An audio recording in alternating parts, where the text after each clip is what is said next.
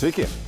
Keletas įdomių ir galbūt jums naudingų pastabų apie pastarąją lapkričio mėnesio sesiją čia Strasbūre.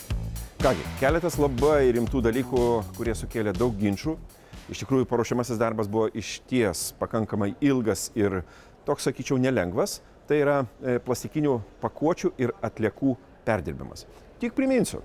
Ir mes visi tą žinom iš savo gyvenimo, kad plastikinės pakuotės ir ne tik plastikinės pakuotės mus supa ir mes jos naudojame vis daugiau ir daugiau.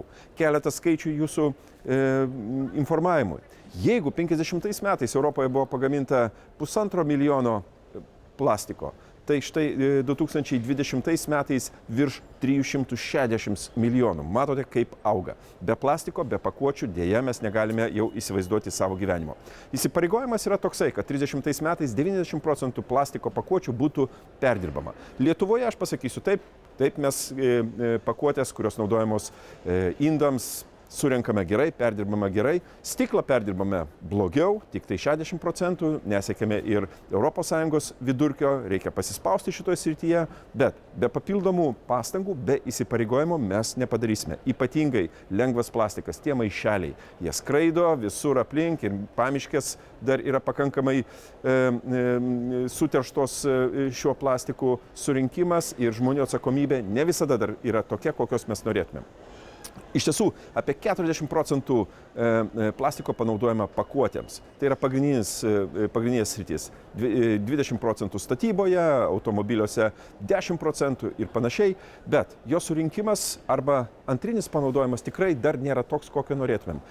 Virš 40% plastiko atliekų yra sudeginama, ar ne? 25% yra kompostuojama atliekose ir kągi, tik 30% yra perdirbama. Šie skaičiai turėtų augti, kadangi mes visi žinome, plastikas nebūtinai tik tai padeda. Jis kartais teršia tą aplinką, kurią mes norime visi džiaugtis.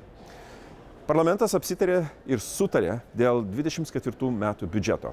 Gera žinia, kadangi be finansų nebus nei stabilumo, nei apskritai pažangos ir mums daugelis sričių reikia paramos, kitaip sakant, finansinė ateitis yra labiau užtikrinta. Mokėjimų srityje 142 milijardai, toks yra numatytas metinis biudžetas. Parlamento dėrybininkai išsiderėjo, kad virš 660 milijonų būtų papildomai pridėta prie šių ateinančių metų biudžeto. Pinigų reikia visiems, ypatingai ir paramai Ukrainai, ir žemės ūkiui, regioniai plėtrai ir visiems kitiems projektams. Kitaip sakant, čia yra gera žinia. Ir iš esmės biudžetas, ES biudžetas turi augti. Mes negalime būti ambicingi su tokiu biudžetu. Sesijos metu priėmėm sprendimą ir dėl galimų ateities ES sutarčių peržiūrėjimo. Na, jautrus klausimas, ne visi nori atverti šitą Pandoros skrynią, nenori prisiliesti, bet balsavimas nors ir buvo netoks jau, sakyčiau, nulemantis, netoks jau pribloškiantis savo puikiais rezultatais, bet tam dalykui pritarta. Tai yra Konstitucinio komiteto paruoštam pranešimui, kaip gali keisti šitos sutartys. Keletas pavyzdžių. Mums reikia nuo vienbalsiškumo judėti prie kvalifikuotos daugumos, žinoma, su tam tikrais saugikliais, žinoma, išskiriant gynybą ir saugumą kaip atskirą sritį arba užsienio politiką taip pat, bet nebūkime Orbano įkaitais. Jeigu vienbalsiškumas ir toliau išliks, žinome, kuo mes baigiame. Neturime nei sprendimų, vėluoja ir ką viena ar kita valstybė užsinori, taip ir eina visas karavanas į tą pusę. Antras dalykas, žinoma, tos sritis, kur bendradarbiavimas turi didėti ir gilėti. Pirmiausia, pramonė, civilinė sauga, sveikata. Šios sritis be jokio abejonių turi būti ES kompetencijos srityje, kadangi tik bendros pastangos gali sukurti papildomą reikalingą rezultatą. Na ir Europos parlamento vieta. Europos parlamentas dabar iš esmės biudžeto, pavyzdžiui, reikaluose gali kalbėti tik apie išlaidas. O kodėl ne apie pajamas? Kodėl ne apie tuos resursus, kurie sukuria patį biudžetą?